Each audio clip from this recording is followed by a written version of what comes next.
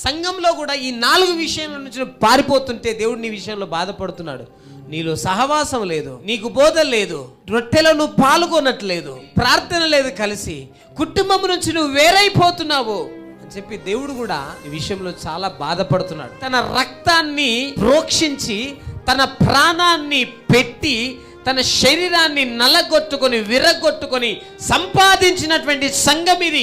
ఈ సంఘములో దేవుడు కుటుంబపు లక్షణాలను పెట్టాడు, ఆయన ప్రేమను పెట్టాడు. సంఘములో ఒకటే మనం అనేది పెట్టాడు దేవుడు. ప్రార్థన, సహవాసము, రొట్టె విరుచడము, బోధ అన్ని పెట్టాడు ఆయన.